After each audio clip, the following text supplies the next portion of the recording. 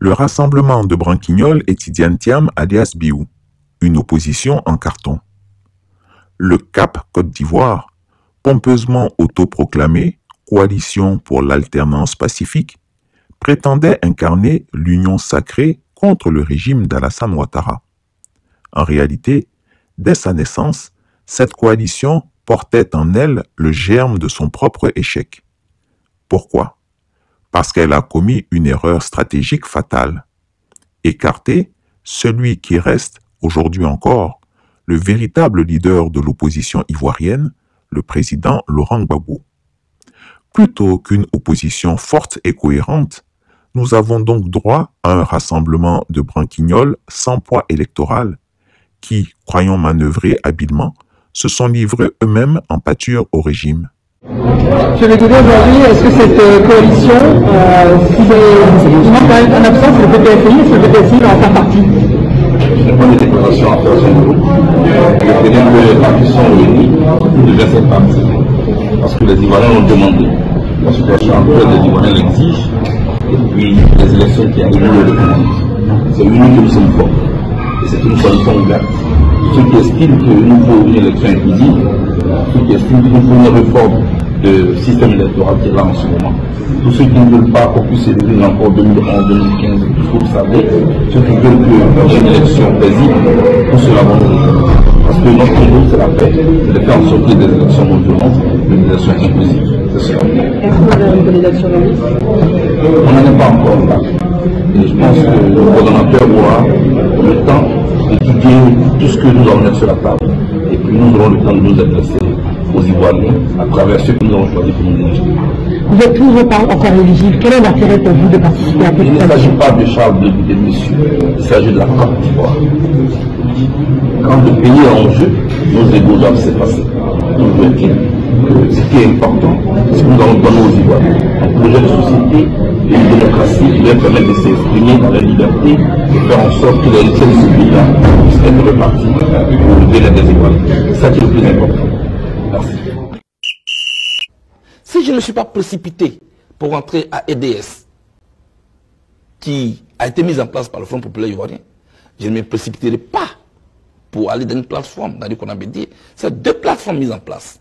Je dis, je ne rentre pas dans une plateforme qui est mise en place pour combattre un individu. Je sais ce que cela a apporté comme tristesse à mon pays que de combattre des individus. Je veux mener un combat autour des valeurs. Comprenez-vous? Parce que dans notre pays, on dit souvent les alliances se font et se défont. Et on le dit fièrement. C'est une honte pour notre pays. Si ce sont des alliances de valeurs et de principes, elles ne devraient pas se faire et se faire. Mais c'est l'histoire de la politique en Côte d'Ivoire. On n'est pas ici aujourd'hui parce qu'on veut changer son statut politique ou parce qu'on y a un intérêt personnel. Et quand ça ne marche pas, demain, on est de l'autre côté. Je ne marche pas comme ça. Nous voulons construire un pays de valeurs, un pays de principes. Leur prétendu candidat providentiel, Tidiane Thiam, sera bientôt exclu de la liste électorale. Une gifle. La preuve éclatante de leur naïveté politique. Le CAP Côte d'Ivoire se vante de rassembler plusieurs partis politiques, mais que valent réellement ces partis? Rien, ou presque. Hormis Charles Blé Goudé, dont l'influence s'est érodée depuis son retour au pays, aucun membre de cette coalition n'a prouvé sa capacité à mobiliser les foules. Qui, parmi ses opposants de circonstance, peut rivaliser avec le président Laurent Gbagbo en poids électoral et en capacité de mobilisation? Personne. Pire, cette coalition s'accroche à une illusion absurde. Faire croire que Tidiane Thiam, un banquier exilé depuis des décennies, aurait reçu l'adoubement d'Emmanuel Macron pour gouverner la Côte d'Ivoire. Comme si les Ivoiriens élisaient leur président sur la base d'un soutien étranger. Cette croyance en une caution occidentale prouve leur méconnaissance totale du peuple ivoirien et du jeu politique local.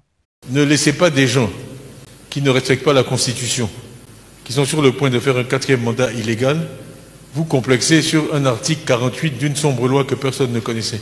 C'est plus grave de ne pas respecter la Constitution. Ok? Donc au moins sur ce plan-là, on n'a pas de complexe à faire et ne vous laissez pas avoir par ce genre deux choses. La Constitution est au-dessus de la loi. Quand on ne respecte pas la Constitution, on ne peut pas imposer aux gens le respect de la loi.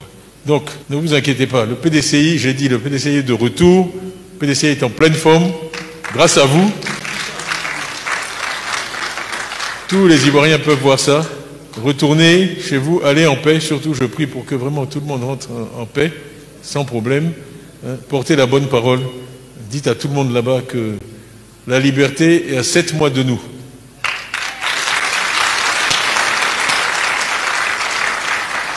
Pour ça, il faut que tout le monde se mobilise et il faut que tout le monde vote le 25 octobre 2025. Et surtout, n'ayez pas peur. Grâce à Dieu, tout ira bien. Merci beaucoup. Rentrez bien.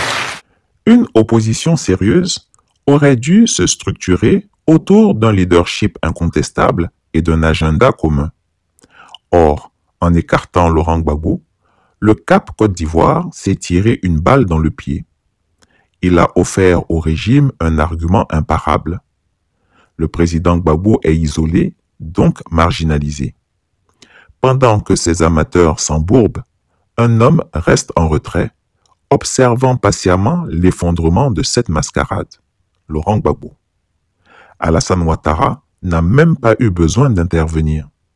Ces branquignoles ont fait le travail à sa place.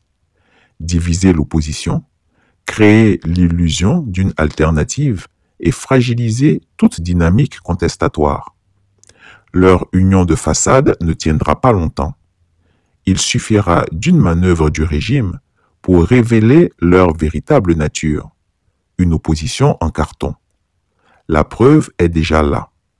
Face à l'exclusion imminente de Tidiane Thiam de la liste électorale, leur réaction a été inexistante. Dans ses envolées, il a parlé de l'article 48 dont les gens disent qu'il lui serait opposé, qu'il a qualifié de sombre article que personne ne connaît. Grand frère, quand j'ai dit Dieu ne connaît pas, c'est ça là. Parce que toi tu ne connais pas, tu dis personne ne connaît. Nombrilisme, égocentrisme, narcissisme. Et je pèse mes mots. Mépris à l'égard de son auditoire. Et puis si c'est pas que tu es méprisant envers les Ivoiriens, mais si tu avais dit toute la vérité à Maître Blessy Chrysostome, dont on connaît la pugnacité, si tu ne l'avais pas trompé en lui donnant des demi-informations, des demi-vérités, ici, Chrysostome, qui est en Côte d'Ivoire ici, allez te dire, article 48, on a déjà étudié ça en Côte d'Ivoire ici. Donc nous, les avocats ivoiriens, là, on connaît. Tu vas apprendre des français, parce que tu méprises les frères ivoiriens. C'est des mullards, parce que c'est comme ça qu'il parle de ses collaborateurs. Une bande de pougnons qui retarde son action, parce qu'ils ne savent rien. Comment tu peux mépriser les tiens et puis penser que tu vas évoluer?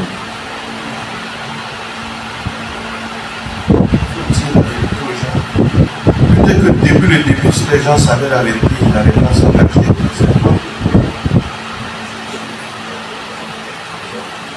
Toi seul, tu n'as aucun problème de nationalité. On a rien dit. Toi seul, tu dis que tu as été français par hérédité. On n'a rien dit. Toi seul, tu viens dire non, tu as été naturalisé. Nous, on n'a rien dit. Toi seul, tu te lèves, tu dis non, j'ai renoncé. Alors que avant, tu n'avais qu'une nationalité. Tu as renoncé à quoi? On est là, on regarde. Quand il parle de cet article 48 qui traite de sombre article, mais je voudrais rappeler que cet article a été adopté sous Félix Houphouët-Boigny, dont il prétend être le petit-fils. Pourquoi il veut insulter la mémoire du président Félix Houphouët-Boigny? Pourquoi?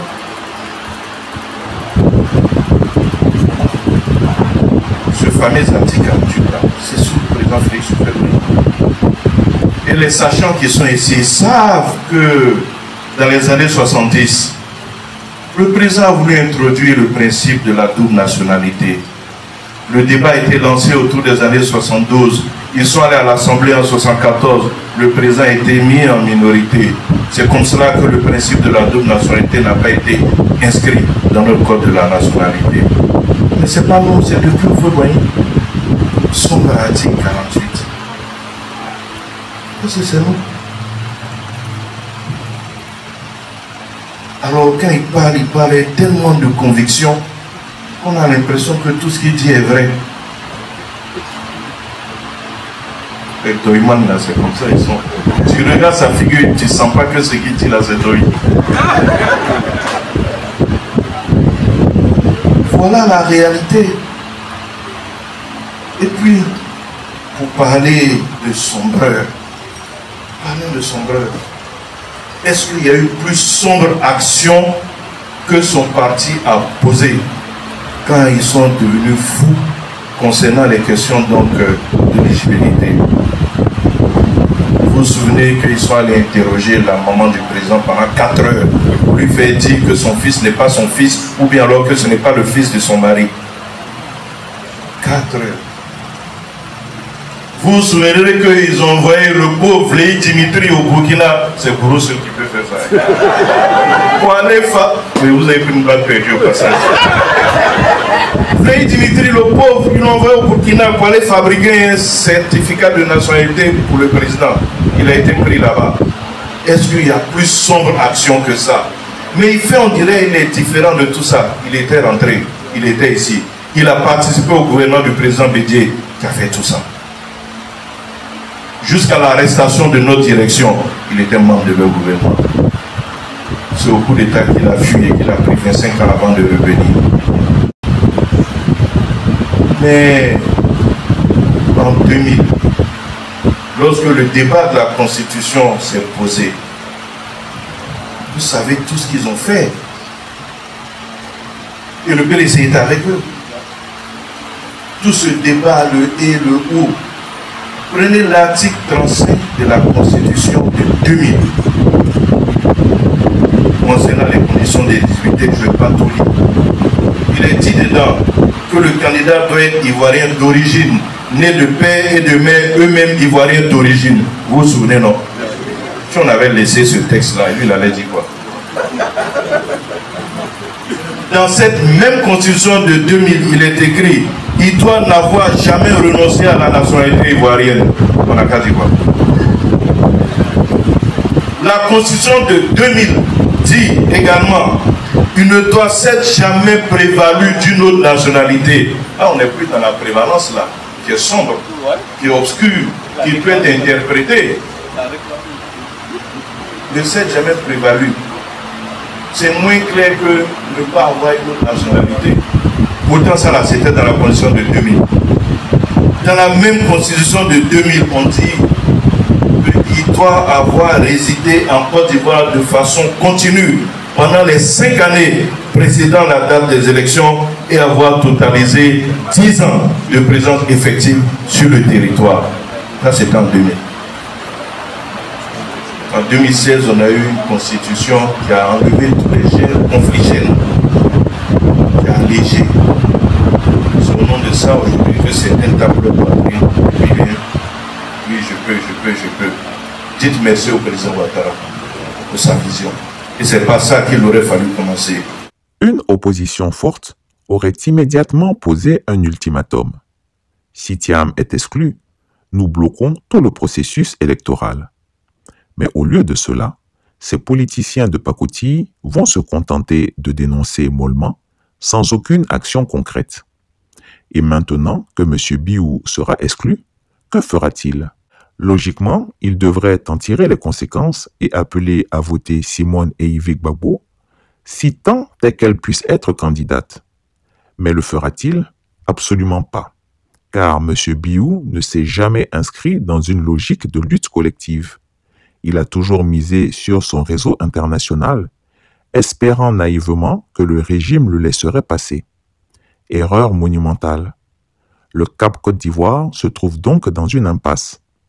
Si Tidiane Thiam refuse de se retirer, alors cette coalition prouve qu'elle n'a jamais été un projet sérieux. Si Simone Ehivie Gbagbo prend la relève, alors il faudra expliquer pourquoi ils ne se sont pas rassemblés derrière elle dès le départ. La plus grande faute du Cap Côte d'Ivoire, c'est d'avoir prouvé au régime que l'opposition est faible et divisée. Le tyran Ouattara sait désormais qu'il peut éliminer Thiam sans provoquer de remous, car aucun de ses pseudo-opposants n'est capable de mobiliser massivement les Ivoiriens. Quant au président Gbagbo, il reste en embuscade, mais son absence de ce rassemblement profite au régime. Sans M. Biou, l'opposition devient un champ de ruines. Dans cette bande de branquignoles, qui peut faire descendre la rue? Afin Guessant, personne ne le suit.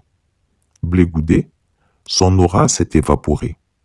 Simone et Yves Gbagbo, elle a du poids, mais a-t-elle encore l'esprit de lutte ou s'est-elle embourgeoisée dans des négociations de salon? Ce qui est le plus décevant, c'est de voir Mme Simone et Yves Gbagbo s'abaisser à un tel rassemblement. Une femme d'une telle intelligence, avec un passé de combattante, se retrouve aujourd'hui entourée d'opportunistes sans vision. Elle aurait dû refuser de s'asseoir à cette table de branquignoles et exiger une opposition unie autour d'un objectif clair. Si ces pseudo-opposants avaient une once de bon sens, ils auraient compris que la première bataille à mener était l'inscription de Laurent Gbagbo sur la liste électorale. Avec lui en lice, une opposition forte aurait pu émerger. Mais au lieu de cela, ils ont préféré bâtir une coquille vide, sans stratégie ni capacité de mobilisation. En refusant de se battre pour Laurent Gbagbo, ils ont signé leur arrêt de mort politique. L'histoire est déjà écrite. 1. Tidiane Thiam sera exclu de la liste électorale. 2. Le Cap Côte d'Ivoire va hésiter, tergiverser et se disloquer. 3. Le régime continuera de neutraliser l'opposition et verrouillera l'élection présidentielle. 4. Le Cap Côte d'Ivoire finira dans l'oubli sans impact ni influence. Cette coalition n'a jamais été un espoir, mais une illusion. En écartant le président Laurent Gbagbo, elle s'est condamnée à être un jouet entre les mains du pouvoir. Désormais, la seule issue pour l'opposition ivoirienne est de se rassembler derrière un leader capable de mobiliser le peuple et de tenir tête au régime. Or, dans cette mascarade qu'est le Cap Côte d'Ivoire, aucun de ces branquignoles ne fait le poids. Une chose est certaine, Alassane Ouattara a déjà gagné 7 manches et ces incapables n'ont rien vu venir.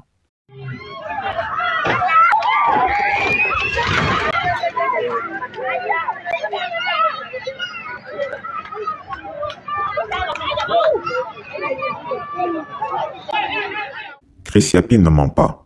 Retrouvez Chris Yapi sur ses 2 chaînes YouTube, sa chaîne Rumble, ses comptes TikTok, X, Instagram, VK et Threads.